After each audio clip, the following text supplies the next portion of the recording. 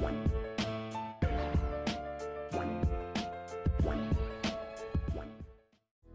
is up, everybody, and welcome back to Blerd Out. Today we're gonna have a short episode because I don't have a whole lot of time. I know it's unfortunate. My bad. Some things came up, but we still gonna talk about the latest chapter because it was phenomenal. That's right, One Piece chapter 1180 is out. Of course, if you have not caught up to the latest chapters or episodes, there will be spoilers ahead. We're jumping right into it. Spoilers. So One Piece chapter 1180, OMEN. And now there's a side note to the OMEN here, because it could also be written as, like, I think demonic aura, or in some degrees hockey. And I think that kind of plays a role in how we're seeing a certain power get used. But let's talk about the cover request, which is Vegapunk giving Zeus the ability to rain candy. So we have Vegapunk, we have Chopper, we have Nami, and then we have Zeus who's just raining candy. And Zeus is kind of like coming out of a candy machine. Really cute. I kind of forgot how fun it is to see Vegapunk, considering that he kind of died. But you know, it's cool to see him here again, and then just the idea of like it raining candies, obviously Chopper's dream. But let's get into the chapter. So we start off with Emu perched on top of the castle still. We have all of the houses. They still have like the demon effect to them. So they're all singing the Doron and Doran. You see all those, like, it looks a lot like they're just possessed by yokai. Like a very Halloween-y type vibe. And we get a feat that's very reminiscent of how I think Kuma's teleportation works. It seems, I'm going to say it seems more like really fast speed than it does teleportation.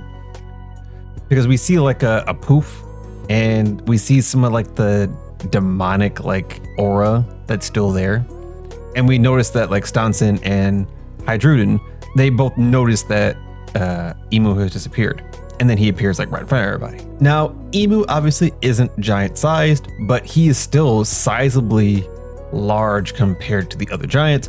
I think he's probably looking more like a Whitebeard sized person. If I had to take a one guess, I would say he's closer to Whitebeard in size. But Emu comes down, he stands in front of all the giants, and he goes, "Who is the king of this country?" Now, that question rings me as weird because I believe we had a similar discussion about how the country had no kings, and Emu, when he was possessing Gunko, was like, okay, I'm going to make Dory and Broggy, you guys are the kings now, since you guys don't have a king. So it's kind of weird that he's asking the question again. It could be a rhetorical question for him to be like, who's your king? And like them having no answer is like, that's your problem. But Dory and Broggy respond again like, this country has no king. And last time, you know, this interaction happens when they got Domi reversied, but this time it seems like Emu is on a timetable, because he sees Summers and he moves in to free him. Now, what happens here, I think, is the reason why I was talking about how the teleportation is more like speed, because it seems like Emu comes up to Gerd, who's holding Summers, cuts off her fingers, and like talks to Summers all in a matter of a really short time. Because we don't even see like Emu do the slash. We just see Gerd's fingers falling off and Summer falling to the ground. And like, even when Emu's asking the question, Gerd still hasn't realized what's happened yet. It's only about 4 panels in where she looks down and she sees her fingers falling off with Summers, and she's like, oh, okay. And she starts screaming, obviously, because her fingers got cut off. But you have like all the Giants pirates and Zoro reacting like, okay, he's moving in, he's attacking fast. So Summers is freed, and like everyone's moving in either to, you know, protect Gerd or to start attacking Emu. And you know Zoro's ready for that smoke, so he slides up and he's like, all right, are you one of them God's Knights? Are we about to tussle? But before they do anything, Hydruden pulls up, and we also have a small panel of Summers who's picking up his heart.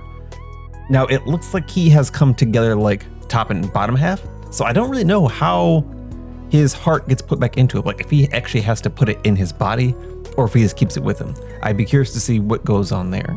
Because the fact that we keep showing it, like, we obviously know it's a weakness, but now we're going to see how they protect that weakness. But yep, Hydruden pulls up and starts to attack before Zoro does.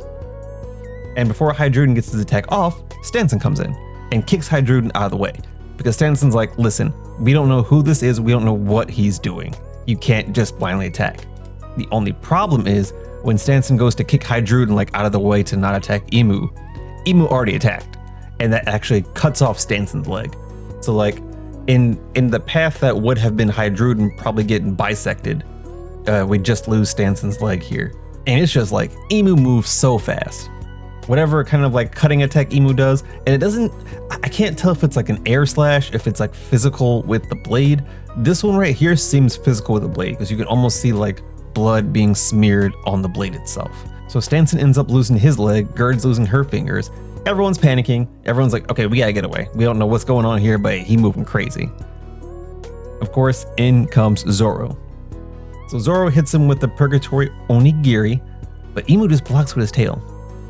And this is the thing that I keep seeing that really reminds me of Gunko's powers, but obviously in a devil theme, a pointed tail is also kind of common. But we see this tail block Onigiri. And Emu like doesn't even flinch. Emu literally just doesn't even look in Zoro's direction. He just blocks it, puts up his hand, hits him with the hollow purple, sends Zoro flying. And I say hollow purple, but he's saying Omen. And again, that's the title chapter's Omen, which is like demonic aura. So the application of his powers seems to be like demonic aura, but like in the manifestation of a physical force, because like he shoots it at Zoro point blank and it launches Zoro back. He's bleeding, but also there's like the smoke clouds around his hand. So Zoro gets knocked back, and then Hydruden comes in again because he didn't learn his lesson before with an overarching swinging axe attack. Emu's still holding that like hollow purple hand position he used on Zoro. He adds his other hand and almost makes like a scope to concentrate the demonic aura, and then shoots that. And it shoots like, and it's not just like the little beads we saw hit Zoro. It's like a full-fledged demon face. Kind of shoots out of his hand. And when it makes contact with Hydruden, he explodes immediately. And it's like, it's explosion of hockey too. Like you see the black lightning and the explosion. Now it's not just like a cloud, it's like black flames. And you even hear like them shouting out in the background, like, what are these black flames? I think that Emu has like a demonic version of Amaterasu, where Emu has these like specialized flames that just burn whatever they touch, regardless of their affinity to not burn. So it looks like Hydruden, I don't know if he's out for the count, but he's definitely hurt. And then we also see Emu like create a halo out of the Omen and give it to Summers. And Summers like, oh, this is an Omen. So Summers knows what it is. And it seems like Omen is every application of the power, whether it be an attack, whether it be like what seems here is a recovery. Like Omen is just the base for the power. So he gives Summers one and he's like, all right, Summers, we gotta move. We gotta get up out of here. And this is why, along with like the Gorosei kind of urging Emu not to go, and then Emu coming and immediately start bleeding, it seems like there is in fact a time limit. And that's probably going to be our saving grace, because it really seems like Emu might be a little too strong for us right now. I'm not gonna lie. So Emu launches up, Summers launches off to the right. They're going in different directions, but they're basically going to collect everybody, and I think they're going to dip. One thing to note is that when Emu leaves the area, all the houses return to normal. So it seems like that demonic aura pretty much follows Emu around, like it's an AoE thing. So when he's not there, it's not affecting that area. Now that Emu's left, the rest of the giants are like, all right, get the injured, get the kids, pull everyone into this building, let's recoup and figure out what's going on. And we also have this panel of Jarl who's kind of just, he's doing the ellipses, but I don't know what he's thinking about in this moment. I believe he is the one over the Dindin Mushi that talks in the next panel saying, okay, listen everyone, someone more dangerous than the demons we already had here has arrived. So like, be on alert. So all the villagers are like, all right, everybody get ready, get your weapons ready. We gotta prepare for this. As Emu's flying through the sky, he notices the ice block that has Gunko. And the way that Emu was flying, it doesn't look like he was heading here immediately. It literally just seems like he noticed Gunko was over there as he was flying. So he pulls the tail end of his weapon around that initially has like the Amaterasu clouds on it, points that at Gunko, and then fires another one of like the demon face aura bombs. And like without even stopping, without even checking to see what happened, he sends a giant explosion at Gunko. Now, based on what Loki said, only Ragnir can free Gunko from that ice. So, I think this is going one of two ways. One way is that the Amaterasu theory is correct and that these flames will continue to burn until whatever they're touching is gone. So like, they're just literally disintegrating the ice. The other theory is that this attack does nothing and Emu doesn't expect that, because I don't think Emu fully understands the Nidhogg or Ragnar's powers. As far as I can tell from what we've collected, he doesn't know much about them, he just knows they exist. He might not even know Ragnar exists. He knows for sure Nidhogg exists, but he doesn't know about Ragnar, so he could very well be doing this expecting it to work, and then he keeps moving and then Gunko is still not free. We pan over to Scopper, who's noticing that there's a really intense hockey. And he's like, I've never felt hockey like this, even at God Valley. And we know that Emu in some degree was there at God Valley, just not in his full form. So the hockey we're feeling now is advanced even to Emu just being there in like silhouette form. We cover to the Walrus School, and it looks like they started a fire for the food to heat up because it was all frozen before, but now it's all burnt. Either way, they gotta start eating because Luffy needs his stamina, Loki needs his stamina. Basically, everyone here needs to eat up and get ready for fighting. We pan over to Nami, and she's heading back to the rest of the Straw Hats, and she's like, I don't know what's going on. And Jinbei's talking about how the hockey is really powerful. And like, if they're with the Gods Knights, that's a problem. And they realize that, okay, if they're with the Gods Knights, they're probably coming to get Killingham. And as they say that, Killingham's like, oh yeah, great one, he's on his way. And again, another speed feat, because Killingham at this point is falling free of like his restraints. Like he's not even tied up anymore. And we see Emu just standing off to the side, looking insane, like in a circle of the black flames and lightning. So like this AoE of demonic energy just follows Emu wherever he goes. It's crazy. And they're immediately like, hey, this person's crazy dangerous. Sanji pulls up anyway, hits him with the Diablo Jambe. Emu literally just steps on it. Like he here just puts his foot out, Sanji hits his foot, nothing happens. And then Emu just does a roundhouse kick that has the black flames on it. And this, if you guys remember how Kizaru first kicked Hawkins, this reminds me of that, where like Kizaru was doing a kick, but he transformed some of his foot into light and then made that contact. That's kind of what Emu does here, where like he has foot coming around, but he has the black light or the black flames around it. So when it makes contact with Sanji, it explodes. And then again, we have Jinbei commenting on what are these black flames. So the black flames are obviously a very important part of the Omen ability. And we don't really see what happens to Sanji here. I know we saw like how Hydruden took the damage. We don't see if Sanji got launched anywhere, if he took damage. Not sure what's going on at all with Sanji. But then we get some footsteps because big dog Loki approaches. And Emu immediately starts monologuing like, okay, 14 years ago, Harold was killed here. I've come to find who was responsible because that was my servant. And Loki's like, nah, that was my dad. He was the king of Elbaf. And the person you're looking for is me because I killed him. And Emu's like, okay, if you hadn't been here, I could have avoided a lot of obstacles. So now Emu has set his sights on Loki. And Loki's just like, where else would I be but Elbaf? Like, if you're looking for me, I'm right here and I'm gonna be here. And we get the standoff between these two. So I think we're gonna see an interesting level of fighting between these two characters. And again, Emu's big, Loki is still towering over him. But also, no sign of Luffy. So he is either still charging up with food, or he is just waiting in the wings, probably gonna come in the next chapter. Also of note, the sky has changed to lightning. So like, it reminds me of the very first Avengers movie, where Loki's like, I'm not very fond of what comes after when the storm comes in and then Thor comes in. This feels very reminiscent to that. Also, if this is a product of Loki's ability, it's really cool because he's altering weather while in base. And that would be insane. But that ends the chapter. So a really action-packed chapter. We got to see just how Emu moves, some of the attacks. Nothing is really named outside of Emu just saying Omen. Like everything Emu does seems to be a part of the Omen, seems to have the black flames. Like that's kind of the theme we're going with right now. I don't know how proficient he is with the bladed weapon. I mean, he can slash with it, which is pretty basic for a bladed weapon, but it doesn't seem like he's doing anything insane. It seems like he has a lot of speed. He is insanely fast.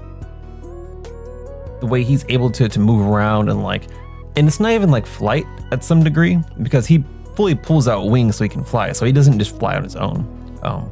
when he's fighting like combat wise, he puts the wings away and he's just moving fast. So this is just insane. An insane chapter. And the thing is, like, this can't, there are so many ways this has to go to kind of keep things going in the story. I don't think there can be a clear-cut winner here. In fact, what we're going to end up seeing is Emu, Loki, and Luffy clash, and that time limit where Emu's like, okay, I have to go back to Mary Joy. That's going to come up. That's what's going to pull him away, not end of a fight. I think for the most part, Emu's going to have a better showing than Luffy and Loki. I'm not even sure that I would say Luffy and Loki get some significant hits off. I think they may tap him, like dust him on the shoulder a couple times. I don't think they're going to do enough damage to be convincing that they could defeat him. And there are already so many caveats in this fight, because you have Emu, who on arrival was starting to bleed and like cough in the mouth and everything. So Emu's not in, I don't know if he's like necessarily, I would say weakened, but he's not in prime fighting stats. Loki got messed up by the God's Knights, by Shamrock. He's not in prime fighting stats. Luffy, I think Luffy would be the closest to being at prime, depending on how this food thing goes. Usually when Luffy eats food, he comes back full force. So we'll see how much food he's eaten. He's probably going to come back in Gear 5 here shortly. I would love to see how Gear 5 and Emu interact. Because you have the drums of vibration, you have the sound effects coming on with Emu's power. I want to see those two things collide. I want to see these powers collide. We already saw before that both Loki and Luffy were, at the very least, immune to Domi Reversi. So I would be interested to see if there are any other powers that Emu has that just don't work on Luffy or Loki. Like maybe they just no-sell some of the Black Flame stuff. All in all, a fantastic chapter. It was a fun chapter. It was a crazy chapter. A lot more, I mean, I'm not gonna say it was gory because it wasn't like gory, but usually we don't see a whole lot of like really damaging attacks, but the fact that Gerd lost her fingers and then Stanson lost his leg, I mean, stuff like that usually doesn't happen. Like it's very rare for it to happen like in smaller instances. Like I think back to Hawkins, which is like a big part of the Wano arc. You see his arm get cut off, but usually we don't see that kind of stuff. So I'm honestly surprised to see that much stuff happen this chapter. But it's doing a good job of presenting how big a threat Emu is right now. And also, Emu seems unfazed by any of the people on Elbaf. Like Loki pulled up, he doesn't seem like he's stressing. He knows Luffy's here, doesn't seem like he's stressing. So I would love to see how crazy things get. I really want to see him use that weapon more. I like that weapon a lot.